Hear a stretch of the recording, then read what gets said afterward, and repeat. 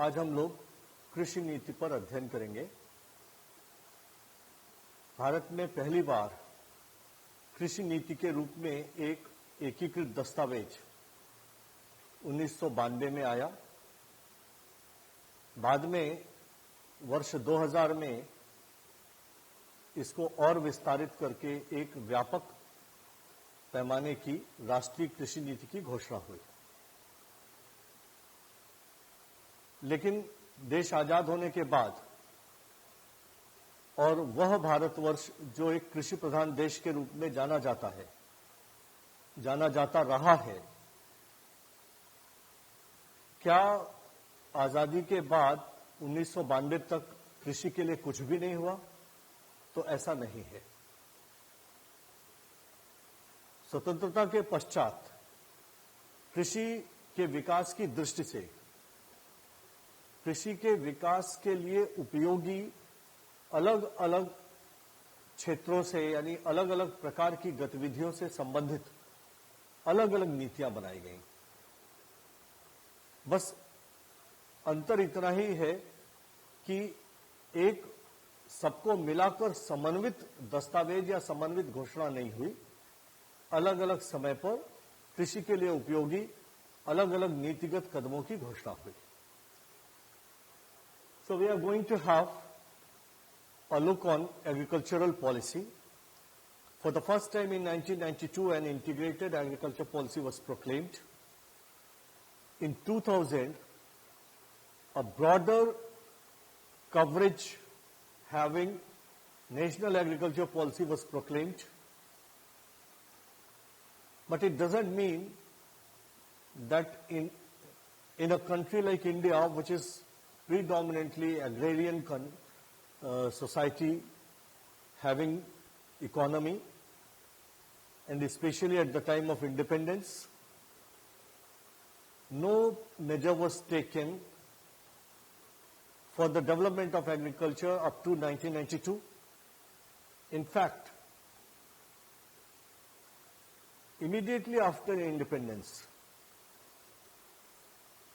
separate policy measures were being announced and taken for the development of agriculture at different times. Actually, agricultural activity involves a lot of, or we can say rather, depends upon a lot of infrastructure, and these, the agriculture infrastructure is basically a sum of different infrastructures. For example, agriculture requires irrigation. Now, development of irrigation infrastructure in itself is a big task. The irrigation sector in itself includes different type of activities like developing canals, digging wells, establishing tube wells, creation of ponds, water reservoirs. Similarly, agriculture requires credit facility because farmers are poor. Common farmer doesn't have money to invest in agriculture, and increase in investment for higher productivity is necessary. So credit in itself is a big area. Agriculture credit in itself includes different type of credit facilities, different type of credit infrastructure like nationalized banks, then cooperative societies, and regional rural banks are especially designed and established for the development of agriculture in rural area. तो कृषि क्षेत्र अनेक प्रकार की सुविधाओं पर निर्भर करता है, और ये अनेक प्रकार की सुविधाओं को विकसित करने के लिए अलग अलग विभागों की अलग अलग प्रणाली की आवश्यकता होती है। उदाहरण के लिए कृषि सिंचाई पर निर्भर करती है। सिंचाई स्वयं में एक बहुत बड़ा क्षेत्र है। सिंचाई सुविधा विकसित करने के लिए नहरों का विकास करना, कुओं का खुदवाया जाना, ट्यूबवेल्स को लगवाया जाना, तालाबों का निर्माण, बड़े बड़े जलाशयों का निर्माण आदि। अब नहर विकसित करने के लिए एक नहर विभाग होगा, ट्यूबवेल लगाने के लिए ट्यूबवेल डिपार्टमेंट है, तालाब खुदवाने के लिए कोई और डिपार्टमेंट है। इन सबको मिलाकर के एक सिंचाई मंत्रालय होता है। ऐसे ही सामान्य हमारा किसान गरीब है तो उसको साख सुविधाओं की आवश्यकता है, तो उसको ऋण पर अगर राशि मिल जाए और सस्ते ब्याज पर चीप क्रेडिट मिल जाए तो वह थोड़ा साहस करके अधिक इन्वेस्ट करेगा, खेती में अधिक लागत लगाएगा, जिससे अधिक उत्पादन हो सकता है। लेकिन साख सुविधाओं के विस्तार के लिए भी अलग अलग प्रकार की व्यवस्थाएं, जैसे सहकारी समितियां, राष्ट्रीयकृत बैंक, क्षेत्रीय ग्रामीण बैंकों का तो की स्थापना ही विशेष रूप से कृषि विकास और ग्रामीण विकास के लिए की गई। ये सब ठीक से काम करें तो किसान साहूकारों के चंगुल से मुक्त हो सकता है। इसी प्रकार किसान को खेती के लिए खेती से हुए उत्पादन का अच्छा कीमत मिले, ताकि उसका उत्साहवर्धन हो और उसकी जीवन स्तर में सुधार हो और भविष्य में विनियोग करके और अधिक उत्पादन करने के लिए वो प्रेरित हो। Similarly, a remunerative price for the agri-produce is important. It not only raises the living standard of a farmer, rather motivates him to invest more and more in successive crops. इसी प्रकार से किसानों की मदद के लिए संस्थाओं का निर्माण, तो अनेक कदम ऐसे थे जो अलग अलग मंत्रालयों या विभागों से संबंधित थे। तो आरंभ में यानी 1947 से 1992 तक लगभग 45 वर्षों के इस कालखंड में विभागवार या मंत्रालयवार, डिपार्टमेंट वाइज और मिनिस्ट्री वाइज पॉलिसीज की घोषणा होती रही। हम कृषि नीति के अंतर्गत स्वतंत्रता के बाद से लेकर 1992 की कृषि नीति के पहले तक मोटा मोटा जिन महत्वपूर्ण कदमों की घोषणा की गई, उनके महत्वानुसार as per their significant role in increasing the agri production यहां पर चर्चा करेंगे। तो स्वतंत्रता के बाद कृषि क्षेत्र के विकास की दृष्टि से जो सबसे ज्यादा महत्वपूर्ण और सबसे प्रभावी नीतिगत उपाय किया गया, यानी most effective and most significant policy step or policy measure which helped agriculture sector to increase its production manyfold, वो था तकनीकी उपाय।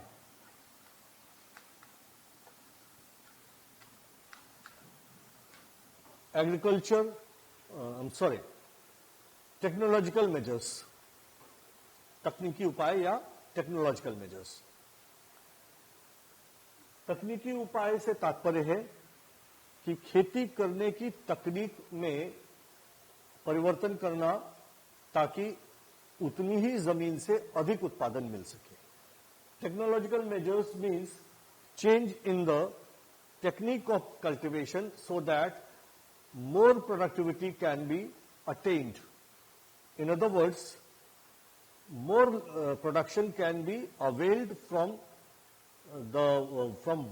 each unit of land.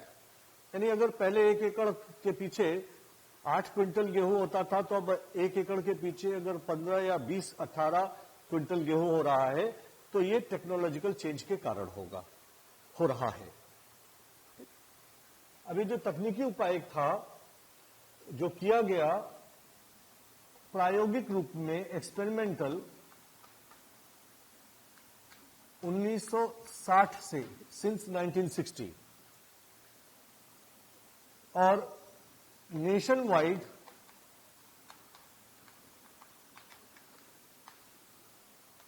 1966-67 से देशव्यापी स्तर पर जब इसको लागू किया गया तो इसको हरित क्रांति कहा गया, ग्रीन रेवोल्यूशन। हरित क्रांति इसलिए कहा गया कि नई तकनीक से चारों ओर जो फसलें लहलहाती हुई हैं तो हरा हरा दिखेगा और इसलिए इसको हरित क्रांति नाम दिया गया, ग्रीन रेवोल्यूशन। अब इस हरित क्रांति के कई और पॉपुलर नेम्स हैं, यानी तकनीकी उपाय के अंतर्गत जो काम किए गए उसको हरित क्रांति कहा गया, उसी को न्यू टेक्नोलॉजी कहा गया, उसी को न्यू स्ट्रेटजी ऑफ एग्रीकल्चर कहा गया, उसी को पैकेज प्रोग्राम कहा गया।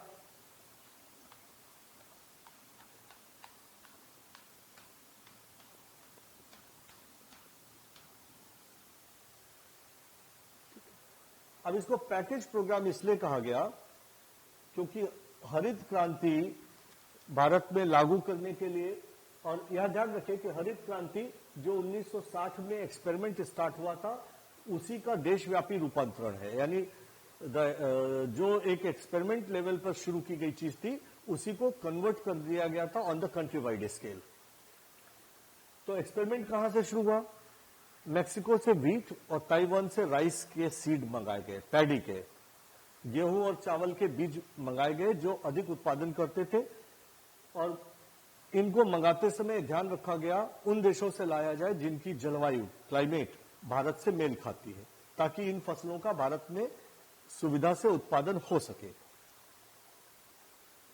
और गेहूं धान के ये प्रयोग 7 जिलों से आरंभ होकर बढ़ाते बढ़ाते 1965-66 में 140 जिलों तक पहुंच गए थे, और तब ये ध्यान में आया था कि भारत के लगभग हर प्रांत में जहां भी धान होता है वहां ताइवान का पैडी सक्सेसफुल है, जहां भी गेहूं होता है वहां मैक्सिको का गेहूं सक्सेसफुल है, तो इसको देश के हर जिले में लागू किया जा सकता है। ये काम किया गया, ठीक। और इसलिए हरित क्रांति का जो आधारभूत तत्व था, जो कोर एलिमेंट था, वो था HYV seed, high yielding variety seed, जिसको हम कहेंगे उच्च उत्पादक किस्म बीज। लेकिन अब ये जो HYV सीड है, HYV सीड है, इसे अधिक उत्पादन देने के लिए, और HYV सीड से जो फसल पैदा होती है उसमें पौधे छोटे होते हैं और कम समय में वो उत्पादन देती है, यानी कम समय में उसमें दाने आ जाते हैं। तो कम समय में छोटे पौधे से दानों को भरना, दानों में जो कहना चाहिए कि न्यूट्रिएंट है, पोषक तत्व है, वो भरना, इसके लिए इसको अधिक जड़ों से अधिक भोजन की आवश्यकता होती है। तो कम समय में अधिक फूड मिल सके, इसके लिए केमिकल फर्टिलाइजर, रासायनिक उर्वरक, यूरिया, डीएपी, इन नामों से जो खादें आमतौर पर उपलब्ध है वो, लेकिन ये चूंकि रासायनिक खादें हैं, रासायनिक यौगिक है, केमिकल कंपाउंड्स हैं, तो रासायनिक तत्वों के साथ समस्या ये होती है कि यदि उनका जो घोल है वो अधिक गाढ़ा है, स्पेशली केमिकल फर्टिलाइजर एक ऐसा कंपाउंड है जो पानी में घुलकर acidic ions and base ions में, अम्लीय तत्व और क्षारीय तत्व में बदल जाता है। तो यदि इसका घोल ज्यादा गाढ़ा हुआ, सांद्र हुआ, तो ये पौधे को जला देगा। इसीलिए जब भी खेत में यूरिया, डीएपी डाली जाती है, तुरंत सिंचाई करनी होती है, या तो फिर बहुत अच्छी जब बारिश हो चुकी है तब ये खाद डाली जाती है। तो केमिकल फर्टिलाइजर से सक्सेसफुली हम क्रॉप प्रोडक्शन प्राप्त कर सके, उसके लिए अश्योर्ड इरिगेशन चाहिए, सुनिश्चित सिंचाई।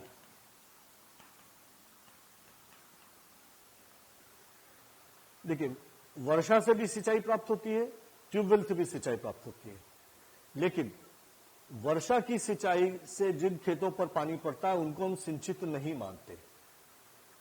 We do not consider those fields irrigated which are irrigated by rain, we call them rain fed, वर्षा आधारित मानते। कारण वर्षा को अपनी इच्छा अनुसार सुनिश्चित समय पर करा पाना यह किसी के वश में नहीं है। ट्यूबवेल के से सिंचित भूमि को हम सिंचित मानते हैं क्योंकि हम जिस समय पर चाहेंगे उस समय पर सिंचाई कर सकते हैं।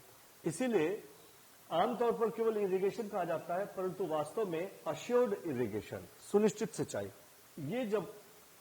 ये तीनों तत्व जब एक साथ होते हैं तब इस नई तकनीक का भरपूर लाभ मिल सकता है, अच्छा खासा लाभ मिल सकता है। और इसी कारण ये पैकेज प्रोग्राम कहलाया। ये जो कॉम्बिनेशन है, ये जो संयोग है, ये बायोटेक्नोलॉजी है।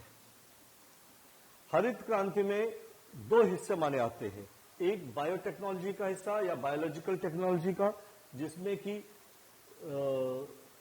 पौधों की जो किस्म है जेनेटिक कैरेक्टर के कारण उनके अनुवांशिक गुणों में परिवर्तन करके, जीन्स में परिवर्तन करके, और खाद और कृत्रिम खाद और सिंचाई के द्वारा ये लाभ लिया जाता है। परंतु इसके साथ जो सहायक होता है वो है मशीनें और पेस्टिसाइड। ये है सपोर्टिव सहायक। हरित क्रांति जैसे मशीन, ट्रैक्टर और ट्यूबवेल हरित क्रांति के लिए इसेंशियल नहीं है, आधारभूत नहीं, आवश्यक नहीं है, लेकिन ट्रैक्टर, थ्रेशर, ट्यूबवेल जैसी मशीनों का उपयोग करने से हरित क्रांति से जो लाभ मिलने वाला है वो अधिक प्राप्त किया जा सकता है। इसका मूल कारण यह है कि agronomic practices have to be completed within a very short period. परंपरागत जो खेती थी उसमें पौधा आने के 10 से 20 दिन तक सिंचाई करने से कोई फर्क नहीं पड़ता था, लेकिन अगर HYV पौधा है तो 10 से 13 दिन के अंदर उसमें सिंचाई चाहिए। अब 3 ही दिन में गांव के सभी खेतों को सिंचाई चाहिए तो वो हल बैल, क्षमा कीजिएगा, परंपरागत सिंचाई के तरीके से संभव नहीं हो पाएगा। इसलिए ट्यूबवेल इंपॉर्टेंट है, इसलिए पंप सेट इंपॉर्टेंट है। एक हफ्ते के अंदर सभी खेत जोत दिए जाएं क्योंकि वो आइडियल कंडीशन है, उसी समय सब खेतों में बीज पड़ना चाहिए, तो ये प्लाउ से संभव नहीं है, हल बैल से संभव नहीं है, तो ट्रैक्टर इंपॉर्टेंट है। इसलिए मशीनें हरित क्रांति में सहयोग की भूमिका निभाती। और हरित क्रांति में ये जो नए प्रकार की बीज हैं, जो नए प्रकार की फसलें, इनके बीज प्रयोगशाला में जैविक क्रियाएं कराकर उत्पन्न किए गए हैं, तो इनमें प्रकृति के जो समस्याएं आती है, प्रकृति से, नेचर से जो आती हैं, कीट है, पतंग है या रोग है, उनसे लड़ने की क्षमता कम होती है। हालांकि धीरे धीरे रिसर्च के साथ pest resistant and disease resistant भी बनाने की कोशिश हो रही है, लेकिन आप अपने बड़े बुजुर्गों से चर्चा करेंगे तो आपको ध्यान में आएगा कि जो परंपरागत बीज होते थे, वैरायटी होती थी, उसमें कोई किसान कीटनाशक नहीं छिड़कता था। जब से हरित क्रांति होने लगी तब से कीटनाशकों का चलन बहुत बढ़ गया, और पहले के जमाने में रोग लगने से फसल नष्ट होने की घटना नहीं सुनाई पड़ती थी। जानवर चर गए, खेत में आग लग गई, ये अलग विषय है, लेकिन रोग लग गया या किसी प्रकार के कीड़ों ने उनको नष्ट कर दिया, ये परंपरागत फसलों में नहीं था, क्योंकि वे फसलें हजारों साल में इन सब चीजों को झेलते हुए विकसित हुई थी। ये जो तकनीकी उपाय है, इसका भारतीय कृषि में बहुत बड़ा योगदान रहा।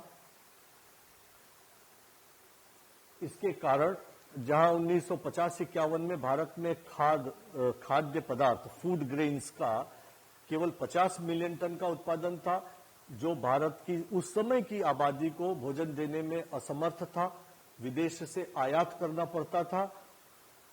आजादी के 70 वर्षों में आज भारत की जनसंख्या जो 4 गुना हो गई है, इसके बावजूद हम सभी को भोजन दे पा रहे हैं, और न केवल इतना, तो अपने पड़ोस के गरीब देशों और मित्र देशों को निर्यात भी कर रहे हैं। जैसे बांग्लादेश, इंडोनेशिया को भारत पर्याप्त चावल का निर्यात करता है, अफगानिस्तान और ऐसे देशों को गेहूं का निर्यात कर रहा है।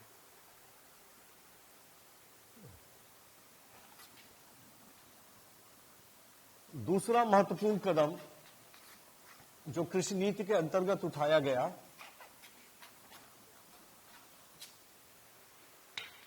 वो था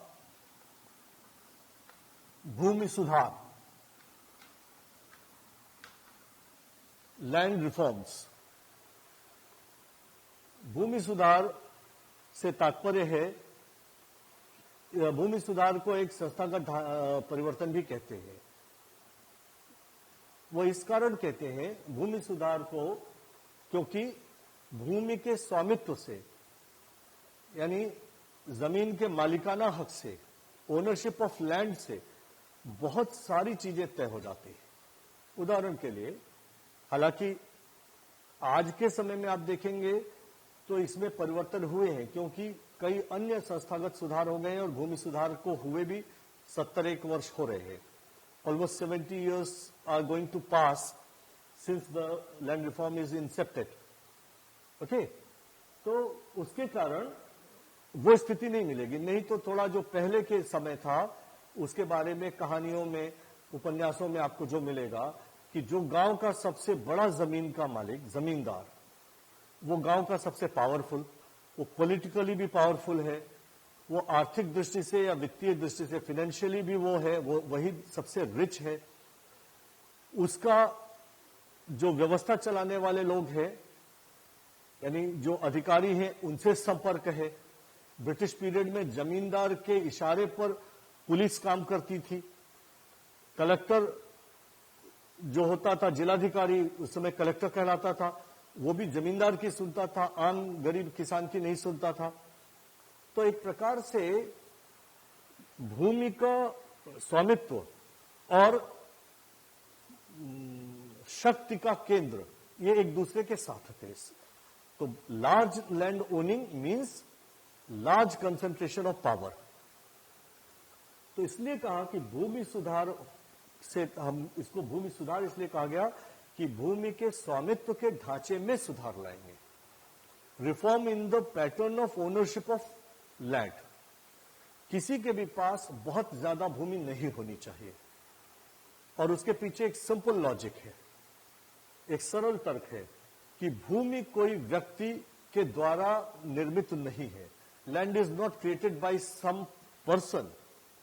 भारत में तो कहा भी गया था कि सभी भूमि गोपाल की, यानी भूमि नेचर ने बनाई है। जो एग्रीकल्चर लैंड है, ये प्रकृति ने बनाई है, और इसलिए किसी को भी इस पर एक सीमा से अधिक अधिकार रखने का अवसर नहीं मिलना चाहिए। No one shall be permitted to have ownership on land beyond a certain limit. और भारत में जो भूमि के ढांचे में, भूमि स्वामित्व के ढांचे में जो विकृति आई थी, जो distortion in the ownership of land था, वो because of the Britishers permanent settlement act, स्थायी बंदोबस्त कानून, जो 1793 में लाया गया। तो 1793 में जो स्थायी बंदोबस्त कानून आया, जिसमें जमींदारी व्यवस्था लाई गई, बाद में महलवारी और रैयतवारी वगैरह व्यवस्थाएं आई, उन सब के कारण ये समस्या थी। तो उस विकृत व्यवस्था को, डिस्टॉर्टेड सिस्टम को परिवर्तित करने के लिए 3 बड़े कदम उठाए गए। पहला कदम था जमींदारी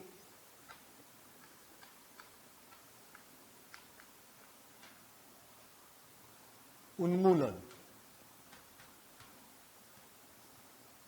एबॉलिशन ऑफ जमींदारी, या इसको और विस्तारित कहना चाहें तो मध्यस्थों का उन्मूलन, रिमूवल ऑफ इंटरमीडिएटरीज।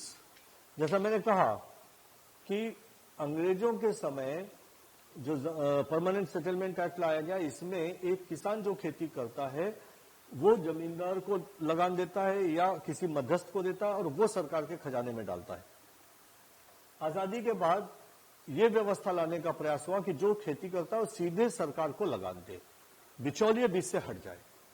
और उन बिचौलियों को हटाने के लिए सबसे बड़ा कदम था जमींदारी उन्मूलन।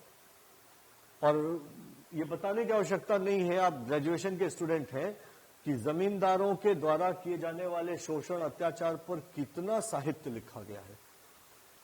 इक्का दुक्का कोई अपवाद स्वरूप जमींदार भले भी हुए हैं, ऐसा नहीं है कि 100% थे, लेकिन majority landlords were exploiters, were those who were doing atrocities on the poor farmers, और हर प्रकार के विकृतियों की चर्चा आती है। तो जमींदारी उन्मूलन किया गया, इसमें जमींदारों को खत्म कर दिया गया और उनके पास जो जमीन थी वो सारी जमीन लेने का अधिकार सरकार को हो गया। लेकिन तब यह सवाल उठा कि जमींदारों से सारी की सारी जमीन ले लेंगे तो जमींदार का परिवार कैसे चलेगा। तो फिर जमींदारों को एक निश्चित सीमा, जो किसी के लिए भी है, उस सीमा तक भूमि रखने का अधिकार दिया गया। अर्थात आगे चलकर उस पर हम और चर्चा करेंगे, एक सीलिंग इंपोज की गई, एक हदबंदी की गई, जो भारत का कोई भी नागरिक कृषि भूमि के रूप में, एग्रीकल्चर लैंड के रूप में उससे ज्यादा लैंड नहीं रख सकता। ठीक, और जब एक नागरिक कहा जा रहा है तो एक नागरिक यानी पूरा परिवार। हदबंदी के बाद की चर्चा करते हुए इस पर हम चर्चा करेंगे। अब ये जब जमींदारी का उन्मूलन किया गया और एक निश्चित सीमा की भूमि उनके पास छोड़कर बाकी सब भूमि ले ली गई, तो इस भूमि को भूमिहीनों में बांटना था। सबसे पहले किन को दिया जाएगा, तो वे भूमिहीन जो स्थायी रूप से किसी भूमि के टुकड़े पर या छोटे बड़े टुकड़े पर कई पीढ़ियों से खेती करते आ रहे थे। जो कई पीढ़ियों से खेती करते आ रहे थे वे वास्तव में जमींदारों के परमानेंट टेनेंट्स थे, स्थायी काश्तकार थे। तो इस प्रकार 16 करोड़ एकड़ भूमि प्राप्त करके, यानी 1951 में जब भूमि सुधार लागू किया गया तो तुरंत ये भूमि प्राप्त करके 8 करोड़ काश्तकारों, भूमिहीन, ठीक है, स्थायी, इनमें बांट दिया गया। और इस प्रकार से 8 करोड़ परिवार जो भूमि पर खेती तो करते थे पर उसके मालिक नहीं हो सकते थे, वे एक झटके में मालिक बन गए। दूसरा बड़ा कदम था काश्तकारी सुधार।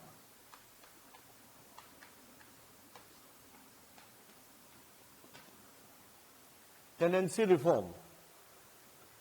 तो काश्तकारी सुधार में जो काश्तकार बचेंगे, ये तो जो जिनको भूमि मिल गई वो तो मालिक हो गए। अब जो काश्तकार बचे उनको हमेशा इस बात का खतरा बना रहता था कि भूमि का मालिक, ओनर ऑफ द लैंड, कभी भी उनको कह सकता है कि अगले फसल से आप इस पर खेती मत करो, इसको मैं किसी और को दूंगा। यानी owner of the land can any time eject them out of land, कभी भी उनको जमीन से बेदखल कर सकता है। तो लंबे समय से जो काश्तकारी कर रहे हैं उनको जमीन से बेदखल न कर सके भूमि स्वामी, इसके लिए एक बना काश्तकारी सुरक्षा कानून, सिक्योरिटी टू टेनेंट। दूसरी जो बड़ी समस्या दिख रही थी काश्तकारों से संबंधित, वो थी कि काश्तकारों से बहुत अधिक लगान के रूप में, यानी जमीन के किराए के रूप में जमींदार वसूलते हैं या भूमि स्वामी वसूलते हैं। तो लगान का नियमन, रेगुलेशन ऑफ लैंड,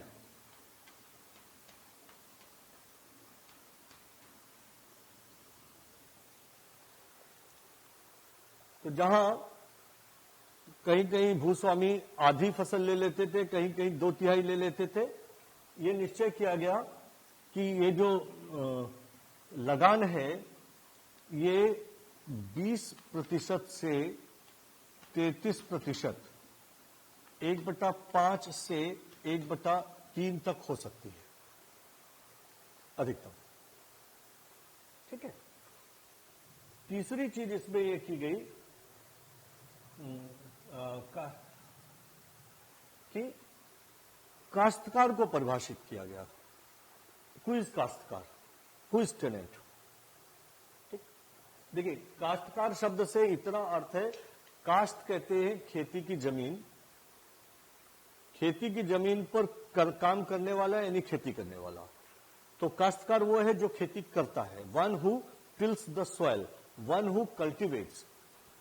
वो लैंड का ओनर हो भी सकता है, नहीं भी हो सकता है, वो काश्तकार है। आमतौर पर काश्तकार जब कहा गया इस तरह के कानूनी दस्तावेजों में, तो काश्तकार से तात्पर्य हो गया जो दूसरे की जमीन पर खेती करता है। अब ये जो दूसरे की जमीन पर खेती करता है तो वो काश्तकार होगा। ठीक, अच्छा, अब यहां पर एक चीज पीछे से जोड़कर देखनी है कि जमींदारों को उनकी सारी जमीन न लेकर उनके लिए कुछ जमीन छोड़नी थी, उतनी जमीन जो मैक्सिमम कोई एक फैमिली रख सकती है। लेकिन वो जमीन उनके पास क्यों छोड़नी थी? क्योंकि वे लोग उस पर खेती करेंगे।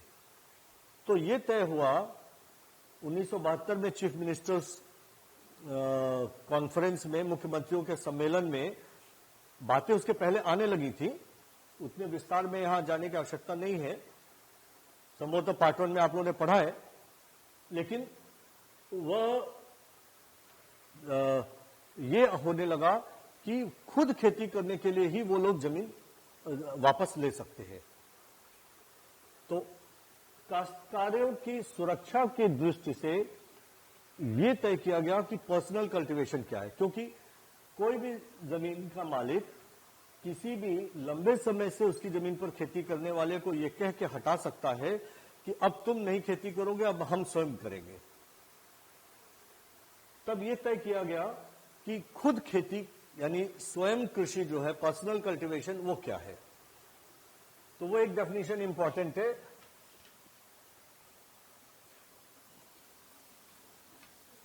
खुद काश्त या पर्सनल कल्टीवेशन, इसमें कहा कि 3 बातें होना जरूरी है। पहला,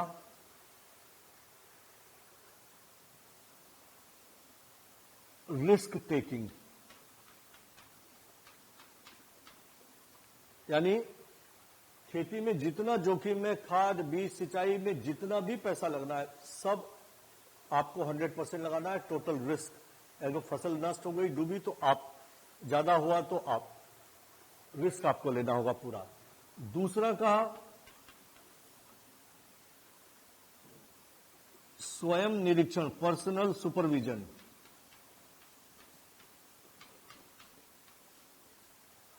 पर्सनल सुपरविजन। और तीसरी बात बहुत इंपॉर्टेंट थी इसमें, स्वयं श्रम, पर्सनल लेबर।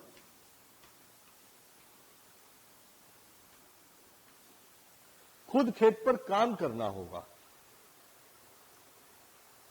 कम दिन करेंगे, बाकी काम के लिए मदद लेंगे, लेकिन और ये इसलिए डाला गया क्योंकि खेत पर खुद काम करना एक बहुत बड़ा सामाजिक स्टिग्मा था, एक सोशल टैबू था, यानी एक बहुत बड़ा सामाजिक मुद्दा था।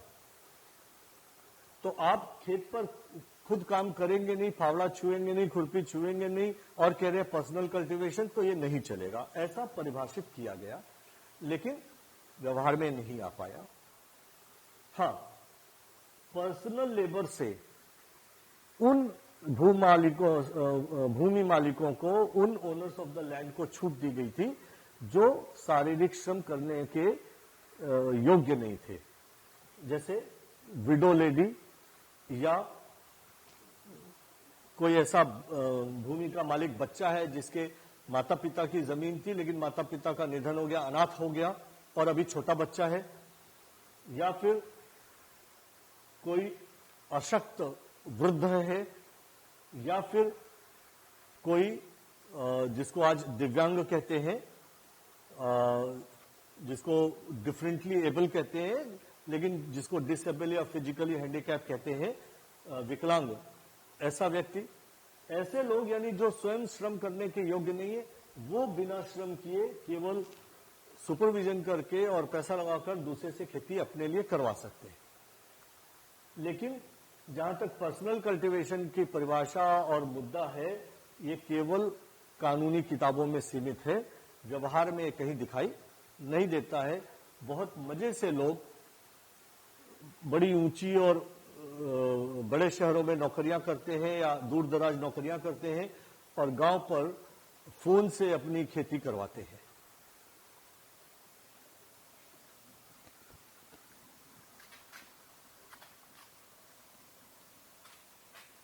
तीसरा बड़ा कदम जो कृषि की दृष्टि से माना जाता है वो था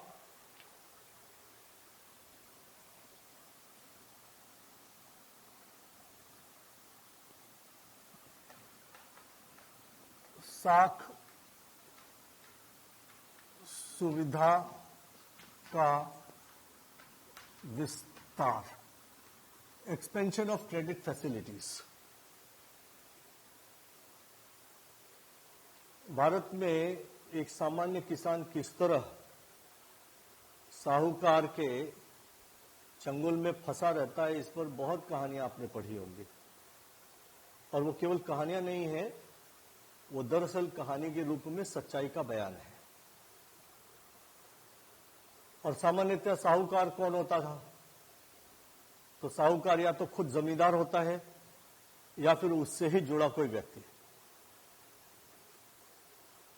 और साहूकार कहते ही ये ध्यान में आता है कि एग्जॉर्बिटेंट रेट ऑफ इंटरेस्ट पर लोन प्रोवाइड करने वाला, बहुत ऊंचे ब्याज दर पर ऋण देने वाला। जैसे आज भी आप पता करेंगे तो जो प्राइवेट मनी लेंडर्स हैं, ये लोगों को जो ब्याज देते हैं, जैसा मैंने सुना है कि 5% मासिक, और ऐसे लोगों को जिनके पास सिक्योरिटी के लिए कुछ भी रखने को नहीं है, गिरवी रखने को कुछ भी नहीं है, उनसे 10% मासिक।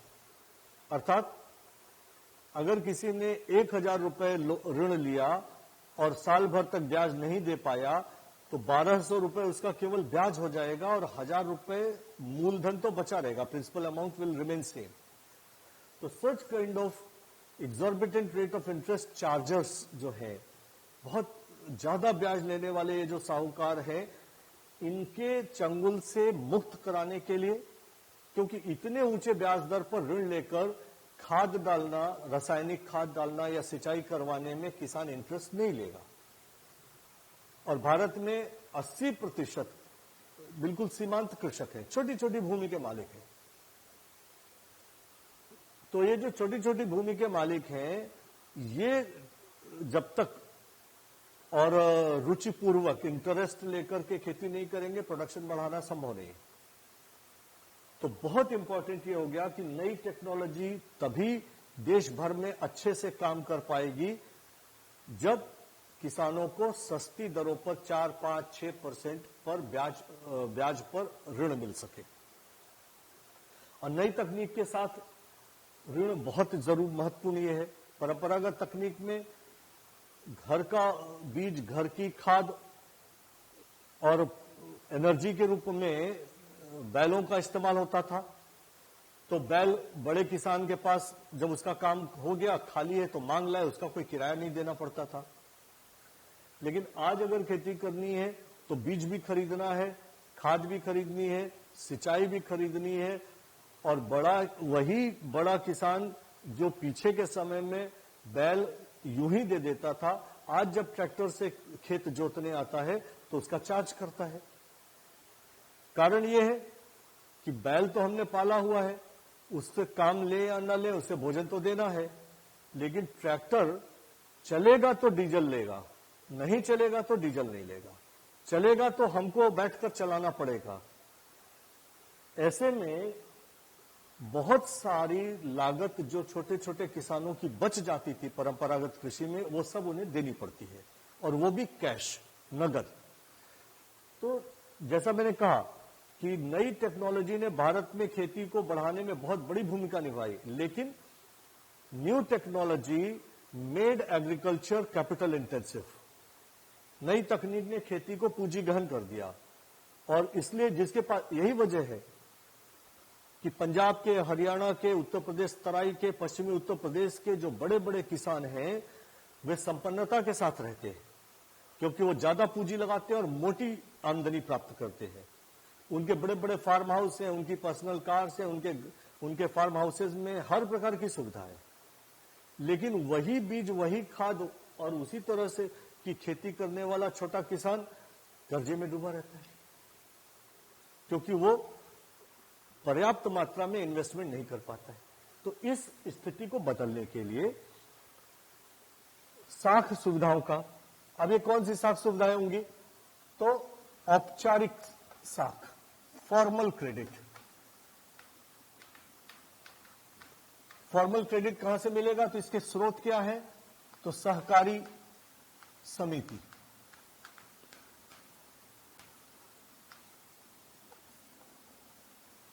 राष्ट्रीयकृत बैंक,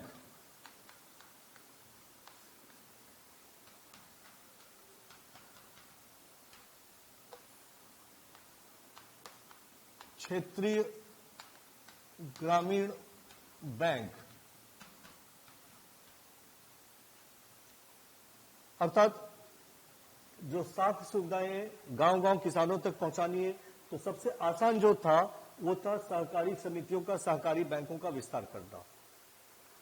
और 1960-61 में जहां कोऑपरेटिव सोसाइटीज मुश्किल से 15-20% किसानों को, 25% किसानों को साख उपलब्ध कराती थी, 1990 के आसपास 60-65% किसान आज कोऑपरेटिव सोसाइटी से लोन लेते हैं। 1975 में क्षेत्रीय ग्रामीण बैंकों की स्थापना विशेष रूप से की गई ताकि कृषि के लिए साख मिल सके, ऋण मिल सके, ग्रामीण विकास के लिए ऋण मिल सके। सरकारी बैंकों की भी शाखाएं ग्रामीण क्षेत्रों में, छोटे कस्बों में खुले, इसका अभियान चला। लीड बैंकों की योजना बनी, लीड बैंकों की 4-4 जिले का एक लीड बैंक बनाया गया और उस बैंक को जिम्मेदारी दी गई थी राष्ट्रीयकृत बैंक की। इसीलिए आप देखेंगे कि किन्हीं 4 जिलों में एक दूसरे से सटे हुए, किन्हीं 4 जिलों में जगह जगह बैंक ऑफ बड़ौदा की ब्रांच दिख रही है, तो बगल के दूसरे 4 जिलों में यूनियन बैंक की ब्रांचें दिख रही हैं, तो उसके बगल के दूसरे 4 जिलों में यूनाइटेड कमर्शियल बैंक की ब्रांचेस ज्यादा दिख रही हैं। ये सारा प्रक्रिया 1970-80 के दशक पे चलाई गई। अभी एक और औपचारिक साख है, क्योंकि है तो प्राइवेट सोर्स, लेकिन जिनको माइक्रो फाइनेंस कह रहे हैं।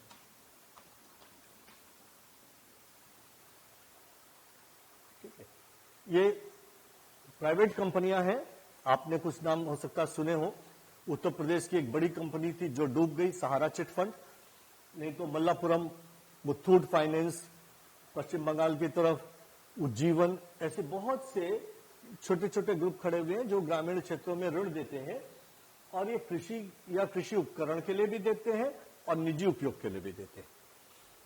ये जरूर है कि इनके रेट ऑफ इंटरेस्ट, ये जो माइक्रो हैं, इनकी ब्याज दरें सहकारी या क्षेत्रीय ग्रामीण की तुलना में बहुत ज्यादा है।